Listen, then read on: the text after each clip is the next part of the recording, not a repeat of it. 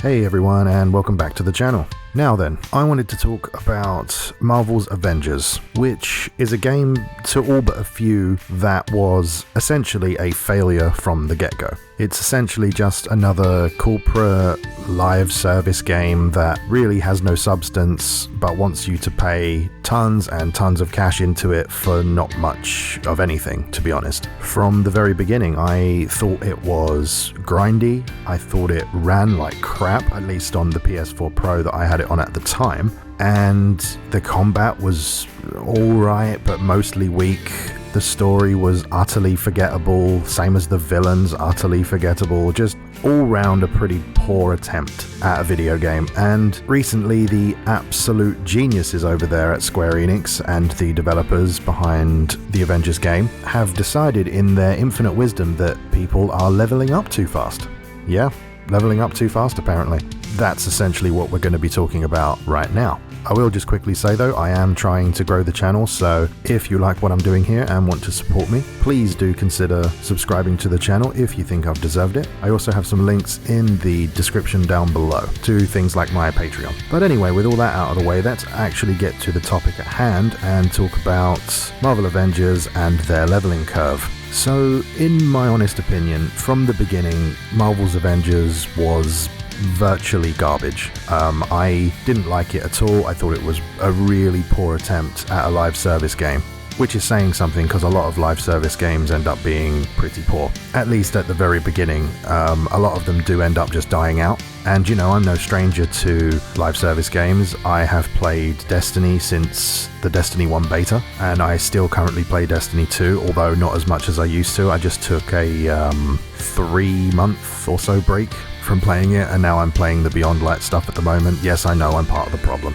but yeah, I enjoy live service stuff. I like having something to sign into and just play randomly day to day. I currently play Genshin Impact a lot as well, but I don't, you know, get into all the microtransaction stuff just because of the fact that I don't really support that kind of payment method, that kind of monetization. I don't mind a little bit here and there, like a battle pass, for example, but I really draw the line at, you know, trying to pull random characters or random items from loot boxes. That's something that I really won't do. But there are some people out there who really enjoy the combat from Marvel's Avengers, and I can sort of see that. When I played it, I found it to be really, really poor. I found it very button mashy, very boring, very dull. However, a lot of people have said that once you unlock all of the stuff that the characters can do, they get much better. There's much more combo stuff that you can do, and it gets much more intricate, you know, with a lot of juggling and that sort of stuff. And that's fine. However, you need to get to basically level 50, which is the max level cap at present, in order to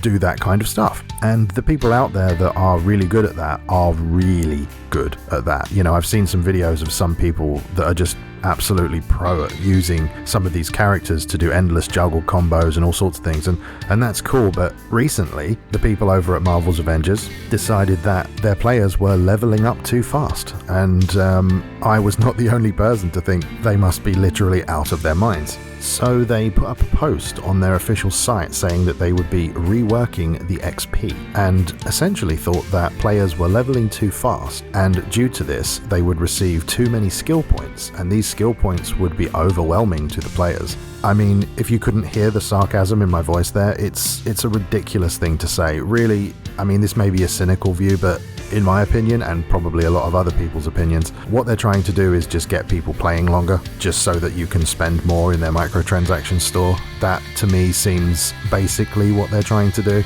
They even said something along the lines of they want every skill point investment to be a meaningful choice, which harkens back to the EA thing where they said about Star Wars Battlefront that they wanted you to have a sense of pride and accomplishment, if anybody remembers that. It's just ridiculous. I can't really understand what they were thinking. I mean, again, if they were thinking that they were just going to get players to spend more time in their game to hopefully buy more of their cosmetic items from their store, then okay, I can see what they're doing. Not that it's a good thing, I'm just saying I can see what they were doing, but they're adamant that no, this is because we want it to be a much more meaningful and purposeful experience and all this, and it's just bullshit. All of it is. All of these AAA games that do this, you can smell it a mile off, and it's kind of sickening that games have ended up in this spot. You know, I'm old enough to remember when a game was a game, and by that I mean you went to a store, you bought it, you played it, you enjoyed it, that was it. But I think long gone are those days, frankly. We're heading more into the digital age, into the age of, well, in fact, we'll end up soon with a lot of people being born and coming into the video games industry that don't remember what it was like before all this microtransaction crap. They won't know what it was like because they have nothing to compare it to. You can tell them how it was, but something tells me that that's not going to help. But anyway, back on the actual topic, there was many people that reported on this, many popular YouTubers, many news outlets, a lot of different places talking about this, and word got back to the developers and they decided that they would post on Reddit a clarification message, which after reading it a few times, it actually kind of reads as though they think we're stupid. I might just be seeing that when it's not there, but it just kind of feels that way, then, because they use a lot of language like, no, that's not it at all, you know, that sort of stuff. They were basically trying to clarify their response initially, and it doesn't really give you any help in understanding what they were going for. It only seems to kind of dig them a deeper hole, in my opinion. I don't think that developers behind games, at least the boots on the ground in the trenches developers, I don't think they have a mind to want to cheat players out of good experiences or out of their money. I think all that comes from the executives and the bosses of the company. So if there's a social media manager for that company who's trying to keep everyone happy and keep everyone sweet, you know, I don't think that these people genuinely are trying to pull the wool over your eyes. And if they are, I guarantee you it's because it's been mandated from above. And I feel kind of bad for some of them sometimes, because we rip them a new one for this stuff all the time. I mean, I've only just started doing YouTube about 3 months ago, but some people that have been doing this for years, people like Angry Joe come to mind, where he's been out there trying to, and succeeding really, in getting these companies to take note. Not just him, of course, loads of other people have as well. Perhaps Jim Sterling comes to mind. You know, a lot of people have been doing very good work to try and point that out. And also, they've never once said that we should be going to attack these developers. We should just be pushing back against this crap. And I completely agree, because as I just said, I don't think it's the actual developers. You know, the majority of the studio is not sitting behind their desks scheming like, you know, Mr. Burns, twiddling their fingers, you know, trying to come up with a plan to take all your money away. They're just told what to do by their bosses. And if they don't do what they're told, they look for another job. So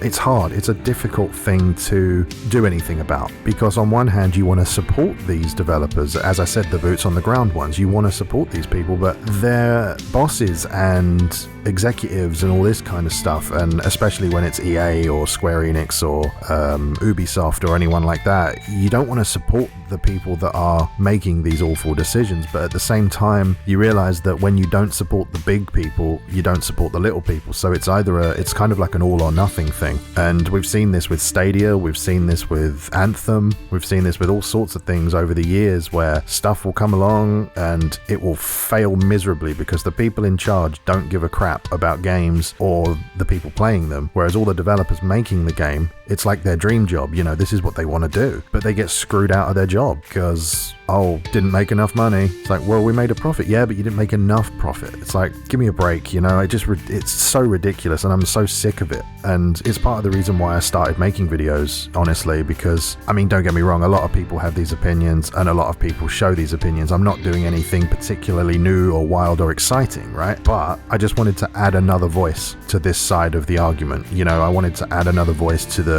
what I feel is the side of good in this sense. So who knows what's going to happen with Marvel's Avengers. I think the writing might be on the wall, maybe not just yet, because they seem to be throwing more money at this thing, but I think it's gonna be another Anthem. I think it's gonna fail, perhaps not quite as quickly as Anthem did, but it's already on its last legs when you look at its numbers, the people playing it. I mean, I'm sure there's quite a few people on console still playing, but PC numbers are low, very low.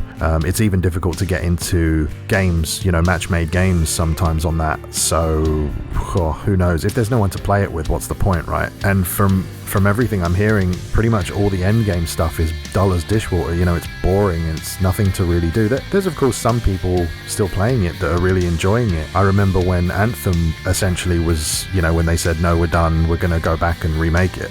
at that point I was still playing it. I got all the different classes to max, you know, I got all the legendary gear and all the weapons, and I quite enjoyed it, but there still comes a point when you just have to stop. And I think people are getting closer and closer to that, especially because they're delaying content, and, you know, delays happen. But this game, man, I think it's dead. I don't see it going anywhere, and I don't think this post helped in the slightest. All I'm doing right now is basically hoping that Outriders on the 1st of April this year will be the kind of game I'm looking for. I know it's not a live service, but it's close to a live service, and I really enjoyed the demo for that. I actually have a video up about it on my channel if you want to go check that out. But yeah, that's what I'm gonna be playing. Definitely not Marvel's Avengers. But anyway, that's my opinion. Your opinion, of course, may be different. If you do have anything to say about it, feel free to leave a comment below. Please do leave a like on the video if you enjoyed it, and if you believe that I've earned it, please do consider subscribing to the channel. As I said earlier, any links that you might need are in the description below.